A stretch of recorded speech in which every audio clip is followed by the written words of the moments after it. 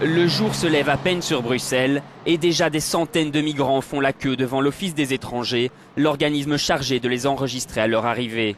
Les traits tirés, ils sont exténués, certains ont passé la nuit dehors. Comme Ahmed, il vient d'Irak, il accepte de témoigner à visage caché. Je suis arrivé hier, j'ai dormi par terre, sans eau ni nourriture. On entend l'Europe, l'Europe, et on croyait que ce serait différent, pas comme ça. Depuis un mois, cette administration est complètement débordée, incapable de traiter toutes les demandes le jour même. Exceptionnellement, l'Office des étrangers a créé 2 files. De ce côté, ceux qui se trouvaient déjà ici hier, ils ont reçu ce papier qui les place en ordre de priorité pour introduire leur demande aujourd'hui. De l'autre côté, les migrants qui viennent d'arriver, ceux-ci devront patienter dans la rue, peut-être encore jusqu'à demain. Ces migrants proviennent principalement de Syrie, Irak, Afghanistan, Somalie et Érythrée.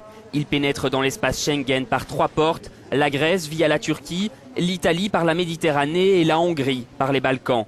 Selon les accords de Dublin, ils doivent s'enregistrer dans le pays d'entrée en Europe, un système qui ne fonctionne pas selon cet avocat. On voit bien que la plupart des migrants et des demandeurs d'asile, lorsqu'ils essaient de tenter de rejoindre un pays en particulier, c'est pour rejoindre de la famille, rejoindre un réseau de connaissances. Or, aujourd'hui, tous ces éléments, effectivement, ne sont pas pris en compte.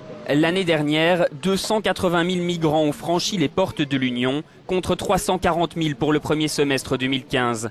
Face à cette réalité, Berlin a suspendu le renvoi des Syriens vers leur point d'entrée en Europe, mais les autres États membres restent prudents.